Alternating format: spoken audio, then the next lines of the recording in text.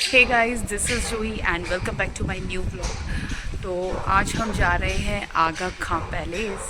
तो मैंने सोचा कि चलो ब्लॉग की शुरुआत यहीं से करते हैं। तो चलिए आप भी मेरे साथ देखिए कि ये पैलेस कैसा बना हुआ है। तो ये देखिए हम आ गए हैं आगा खां पैलेस और ये है इसका टिकट काउंटर।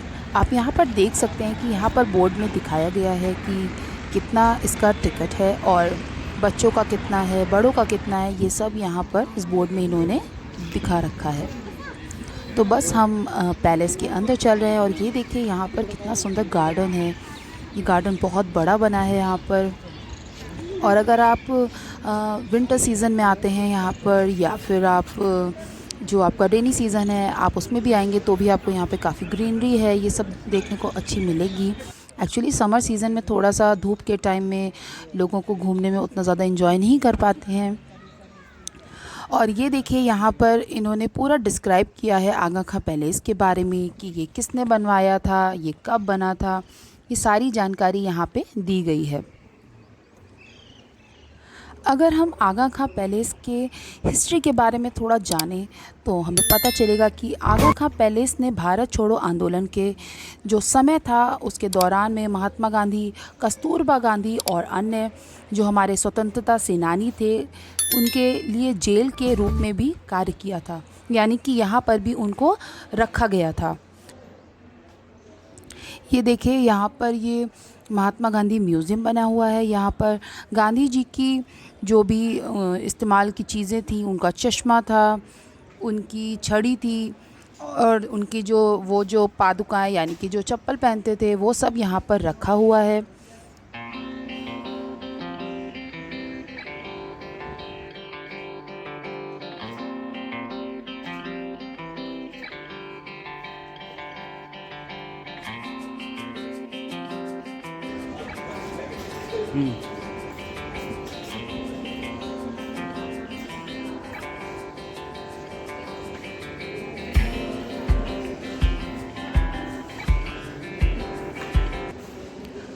आप ये जो यहाँ पे डिस्प्ले बोर्ड देख रहे हैं इसमें क्रांतिकारी जो भी उस समय क्रांतिकारी थे और उनसे जुड़ी हुई जितनी भी लड़ाइयाँ थी यानी कि जो आंदोलन हुए थे उस समय, ये सारी चीज़ें इसमें बताई गई हैं। इसमें सब कुछ डिस्क्राइब किया गया है।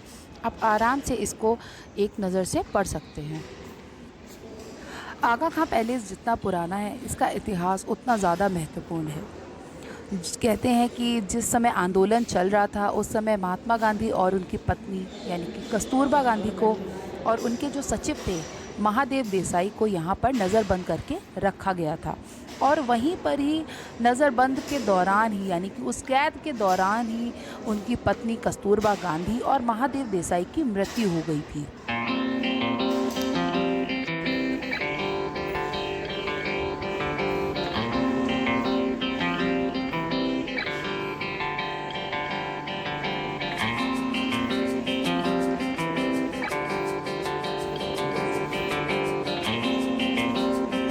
अब बात आती है कि आगा खां ने ये आगा खां महल बनवाया क्यों था, इसका क्या मकसद था, मतलब उसका क्या रीज़न था उसको बनवाने का।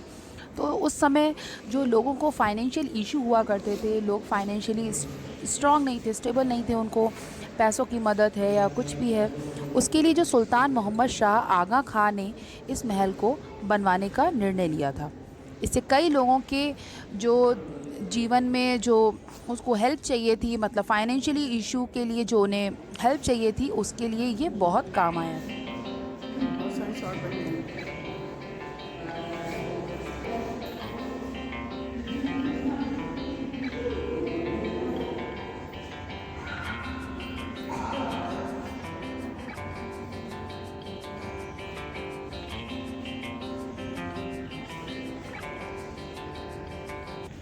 इस जगह को यानी कि आगा खां पैलेस को 1969 में गवर्नमेंट ऑफ इंडिया को दान कर दिया गया था। ये देखिए यहाँ पे ये जो आप स्टैचू देख रहे हैं ये उस समय के जो क्रांतिकारी थे, ये उनके स्टैचू यहाँ पर लगाए गए हैं। मतलब कि आप ये समझ लीजिए कि पूरी तरीके से ये दिखाया गया है कि उस समय का क्या माहौल रहा था, किस तरीके से यहाँ पर लोग बंदी बनाकर रखे गए थे, नज़रबंद किए गए थे। तो ये सब चीज़ें जब आप देखते हैं वहाँ पे तो आप उन चीज़ों को इमेजिन कर पाते हैं।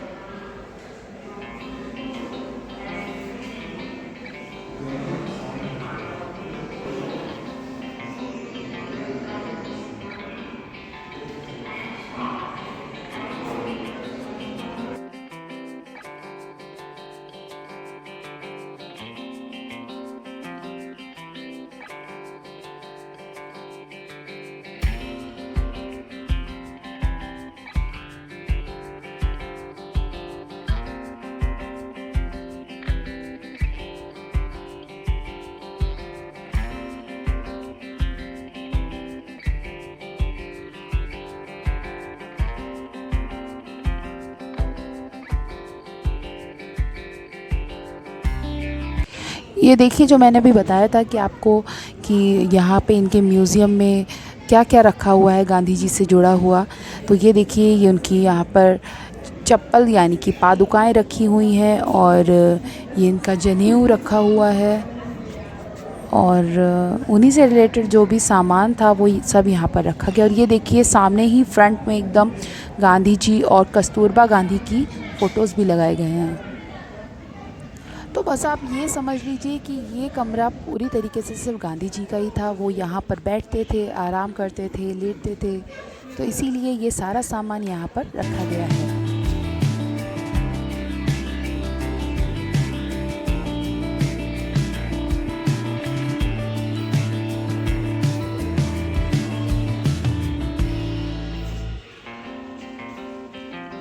ये देखिए ये वो प्लेस है जहाँ पर गांधी जी की पत्नी कस्तूरबा गांधी जी ने आखिरी सांसें ली थी।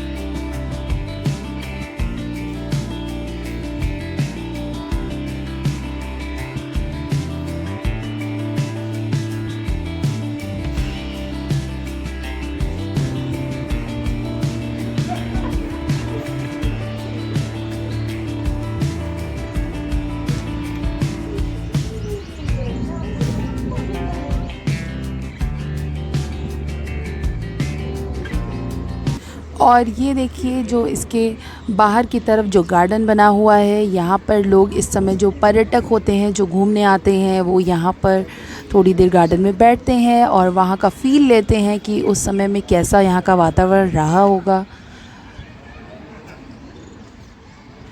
जैसा कि मैंने आपको पहले बताया कि आगा खां पैलेस का निर्माण सुल्तान मोहम्मद शाह तृतीय ने 1892 में एक चैरिटी के रूप में किया था।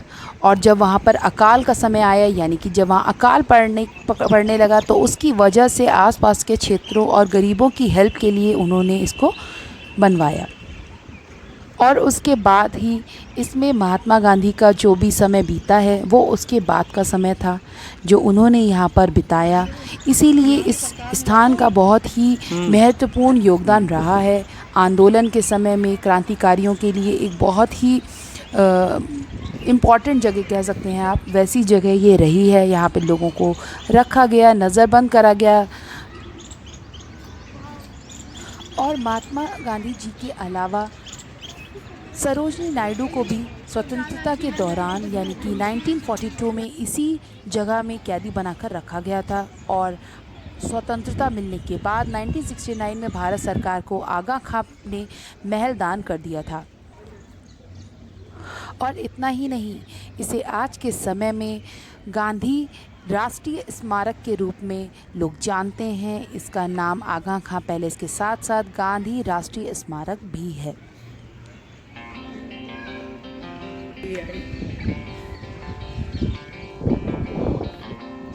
आगा खां पैलेस के खुलने का टाइम सुबह 9 बजे है और ये शाम को 5:30 बजे तक खुला रहता है।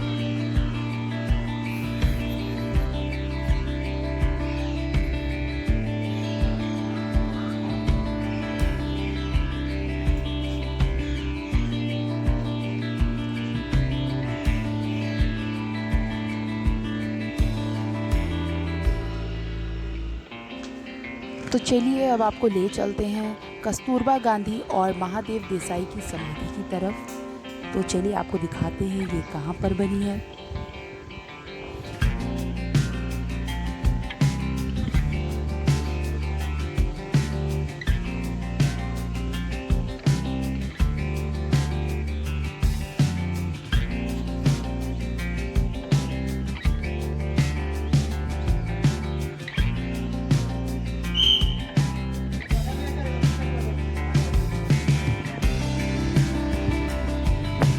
अब आप जो यहाँ पे राइट साइड में देख रहे हैं ये है कस्तूरबा गांधी जी की समाधि और ये बगल में है महादेव देसाई जी की समाधि। और इन समाधियों के ठीक सामने ही महात्मा गांधी जी की अस्थियां को रखा गया है। या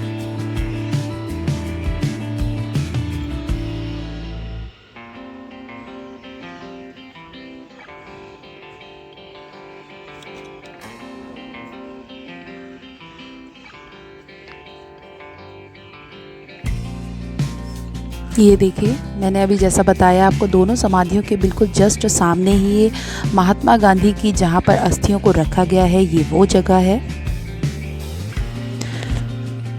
तो बस मैंने आपको ये आगा खां पैलेस कैसा बना है, कहाँ है, ये सब मैंने आपको दिखा दिया है। आपको जब भी मौका मिलेगा आप यहाँ पर ज़रूर आएंगे, मुझे पता है। तो चलिए मैं अपने व्लॉग का एंड यहीं पर कर रही हूँ। मैं मिलूँगी आपको अपने नेक्स्ट व्लॉग में। तब तक के लिए मेरे चैनल को सब्सक्राइब कीजिए, मेरे वीडियो को लाइक कीजिए, शेयर कीजिए। जय हिंद।